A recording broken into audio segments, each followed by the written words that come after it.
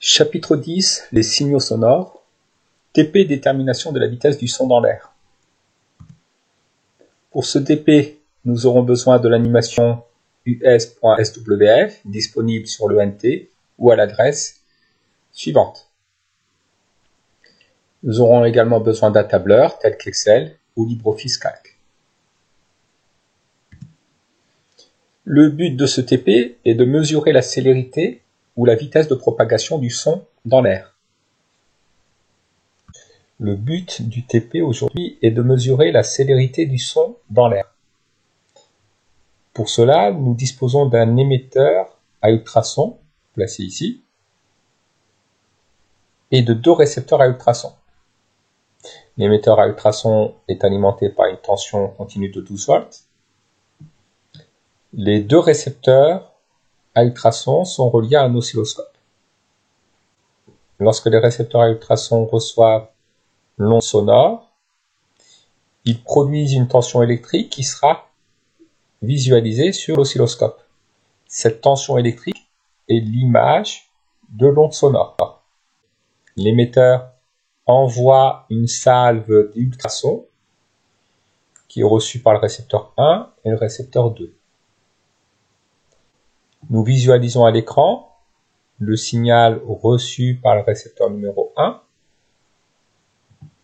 Pour visualiser celui reçu par le récepteur numéro 2, il faut appuyer sur ce bouton-là et sélectionner Alt pour avoir les deux signaux de la voie 1 et de la voie numéro 2. Nous avons donc ici les deux signaux qui sont superposés. Il faut les décaler à l'aide des boutons position verticale. Voilà, je décale la voie numéro 1 vers le haut.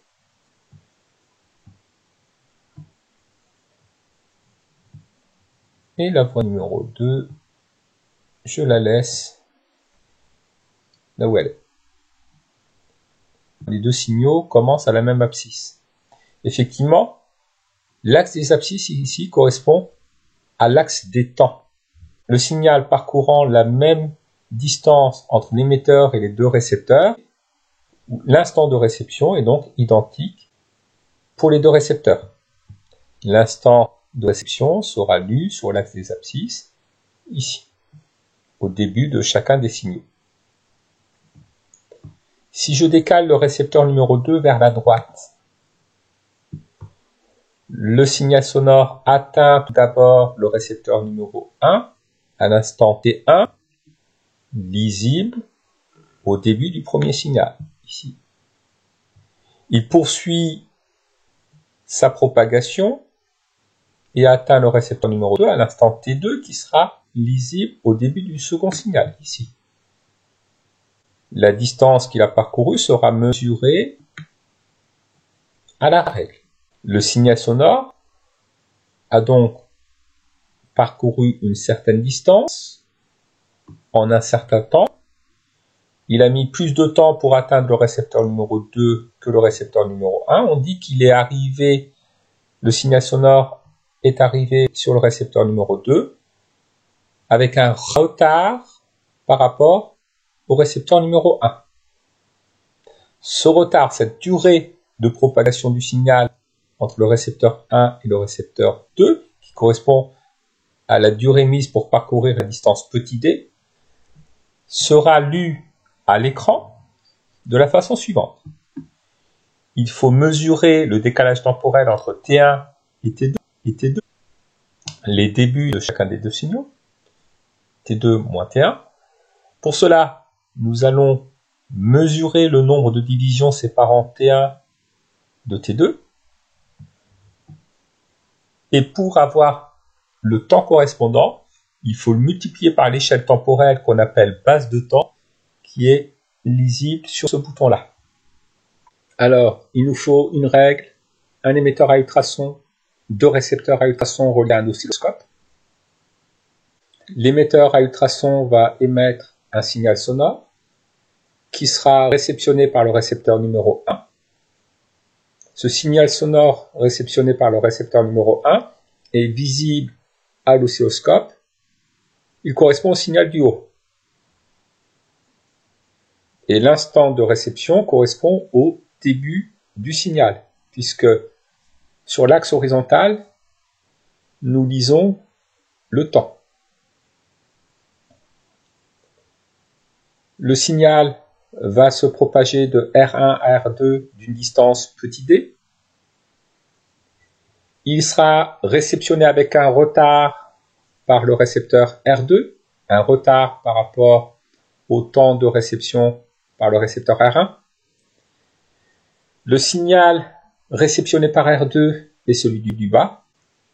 L'instant de réception du signal par le récepteur R2 correspond à l'abscisse à laquelle la tension délivrée par le récepteur R2 n'est plus nulle.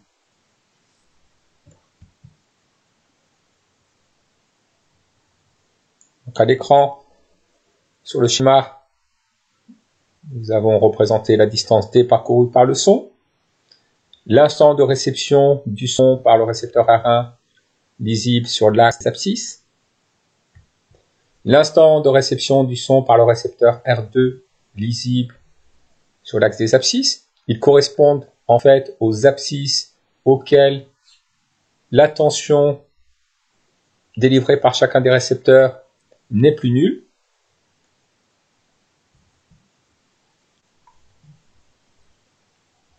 Commençons les mesures. Pour être précis, il faut choisir une distance la plus grande possible. Je vais donc ici prendre 50 cm. Je place sur la graduation 0 de la règle le récepteur numéro 1. Je décale le récepteur numéro 2 jusqu'à la graduation 50 de la règle. Pour mesurer le décalage temporel, je vais lire à l'écran. Pour que la mesure soit la plus précise possible, il faut que le décalage à l'écran soit le plus grand possible. Je vais donc changer la base de temps. Ici, le deuxième signal est sorti de l'écran, donc je vais décaler les signaux vers la gauche à l'aide du bouton position horizontale. Alors là, les signaux sont trop petits, je vais les grossir à l'aide des boutons sensibilité verticale pour mieux lire l'instant T1. Je vais décaler un peu plus les signaux entre eux. La durée que met le signal pour se propager de R1 à R2, c'est-à-dire pour parcourir une distance de 50 cm, s'obtient de la façon suivante. On mesure les décalages à l'écran entre le début des deux signaux, entre les débuts des deux signaux. Nous avons 1, 2, 3, 4, 5, 6, 7 divisions, 7,5 divisions. Le nombre de divisions doit être multiplié par la base de temps pour avoir la durée, le retard correspondant. Donc, 7,5 divisions multiplié par 0,2 millisecondes, ça nous donnera le retard qu'a mis le signal pour se propager du récepteur 1 au récepteur 2. L'émetteur émet un signal sonore qui arrive en premier au récepteur R1. Ce signal parcourt la distance D et atteint avec un retard ΔT le récepteur R2. ΔT est la durée que met le signal sonore pour parcourir la distance petit d séparant les deux récepteurs. Donc pour une distance de 50 cm, nous mesurons à l'écran 7,5 divisions. Et afin d'avoir la durée correspondante, nous devons multiplier ce nombre de divisions par la base de temps, qui correspond en fait à l'échelle des abscisses. Une division à l'écran, une division horizontale à l'écran, correspond à 0,2 millisecondes. Donc la base de temps est égale à 0,2 millisecondes par division. On multiplie le nombre de divisions à l'écran par la base de temps, en utilisant la formule ΔT est égal à n10 fois petit b. Nous remplaçons et nous trouvons 1,5 millisecondes.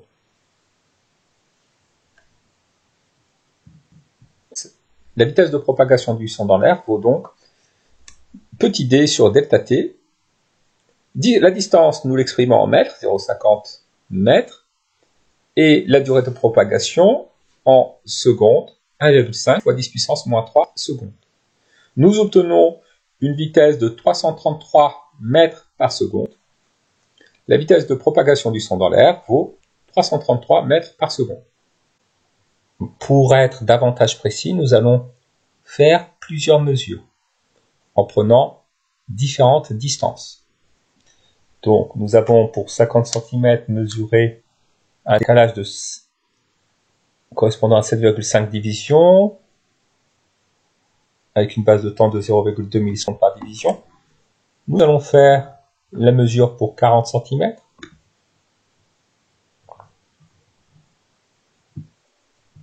Nous avons un décalage à l'écran de 1, 2, 3, 4, 5, 6 divisions.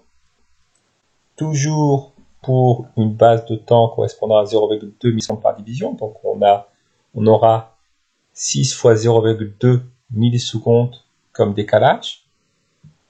Nous allons mesurer le décalage temporel pour 30 cm, une distance de 30 cm. Nous avons un décalage de 1, 2, 3, 4,6, 4,5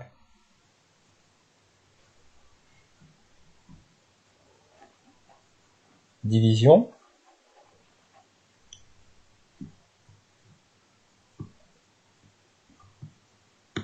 On fait la mesure pour 20 cm. Nous avons un décalage de 3 divisions.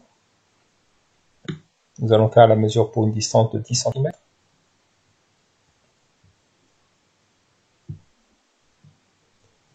Alors ici, nous avons un décalage à l'écran de 1,5 division.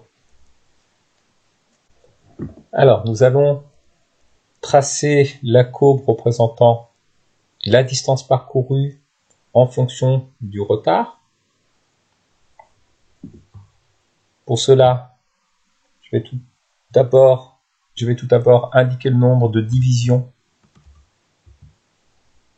correspondant au retard. On va ensuite calculer le retard, taux, ou delta t.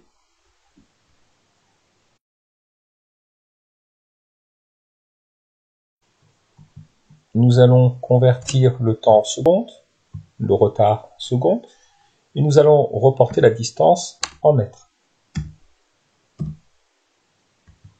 Alors, pour une distance de 10 cm, c'est-à-dire 0,10 mètres, le nombre de divisions correspondant au retard était de 1,5. La base de temps étant égale à 0,2, nous obtenons une durée égale à 1,5 B1 fois 0,2. Pour obtenir la durée en secondes, il suffit de diviser la durée en millisecondes par 1000. Donc on met égal durée en millisecondes divisé par 1000. Pour une distance de 20 cm, nous avions 3 divisions. Pour obtenir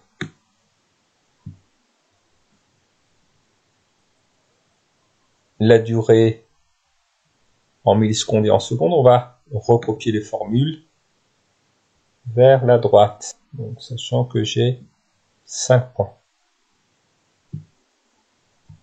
Alors, pour une distance de 30 cm, nous avons 4,5 divisions. Pour une distance, il faut que je convertisse en mètres, donc ici je vais mettre 0,2,2.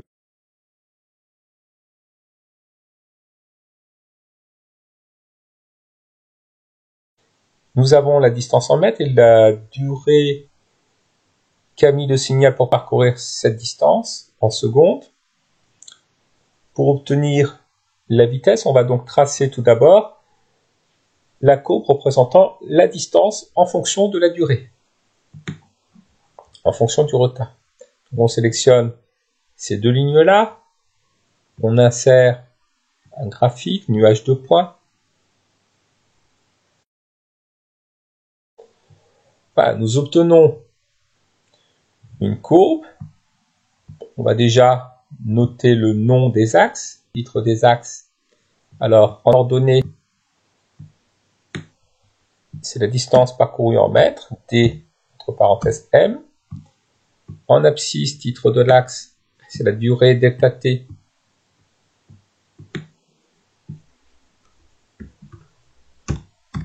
En seconde, le titre, c'est la distance en fonction de la durée. Donc on écrit D égale F entre parenthèses delta T.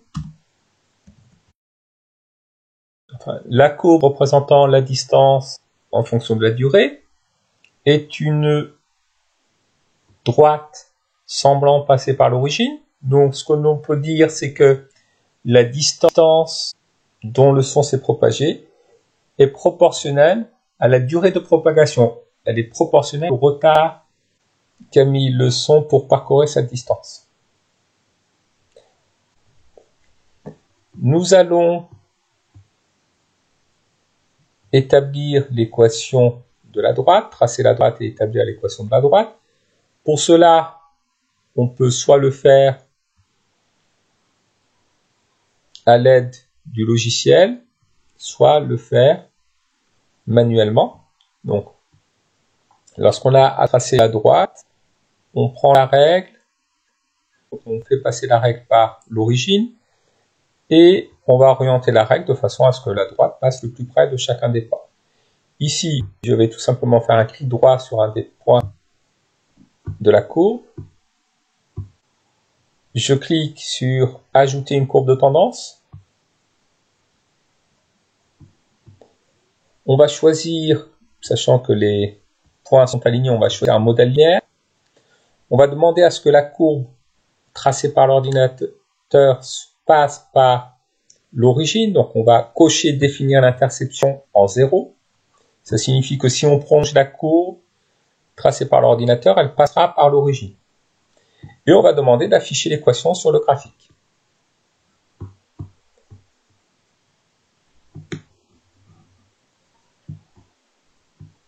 Je ferme ici.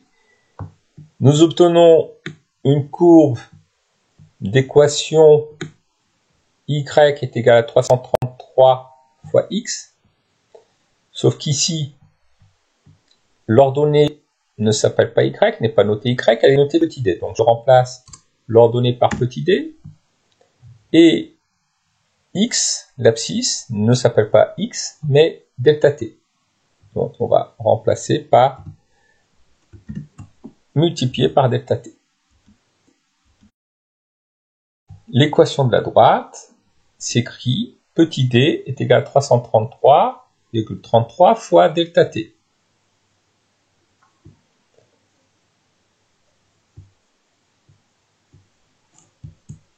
Elle s'écrit d égale à un coefficient directeur que je vais appeler petit k par exemple, un coefficient de proportionnalité petit k fois delta t.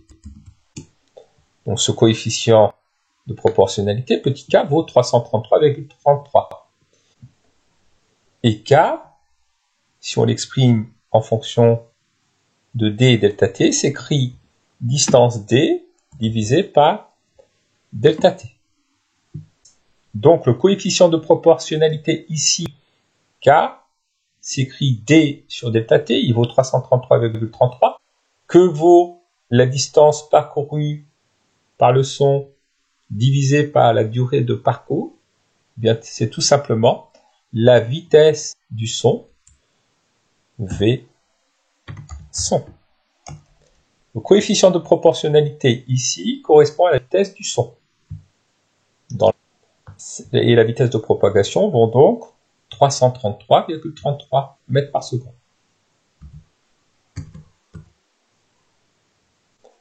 Nous avons établit la vitesse de propagation du son dans l'air. Afin d'obtenir une valeur plus précise, nous allons mesurer le retard pour plusieurs distances. 10 cm, 20 cm, 30 cm, 40 cm, 50 cm. Et les durées de propagation sont reportées dans le tableau. Nous traçons la courbe représentant la distance en fonction de la durée de propagation. La courbe représentant la distance en fonction de la durée de propagation est une droite passant par l'origine. Donc la distance parcourue par le son est proportionnelle à la durée de parcours. Ainsi, on peut écrire D est égal à K fois delta T. K étant le coefficient de proportionnalité. Ce coefficient de proportionnalité s'écrit K est égal à D sur delta T. Nous reconnaissons la vitesse du son, D sur delta T est la vitesse du son. Donc, le coefficient K correspond à la vitesse de propagation du son.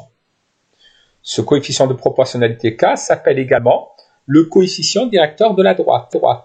Pour obtenir ce coefficient directeur, ou coefficient de proportionnalité, nous allons prendre un point situé sur la droite, un point quelconque situé sur la droite. Il ne faut pas qu'il soit trop près de l'origine, on le prend assez éloigné. Ici, le point choisi sur la droite a pour ordonnée 0,44 mètres et pour abscisse 0,00132 secondes. Nous calculons le coefficient de proportionnalité ou la vitesse du son en faisant D sur delta T. Nous obtenons 333 mètres par seconde. La vitesse de propagation du son dans l'air est de 333 mètres par seconde.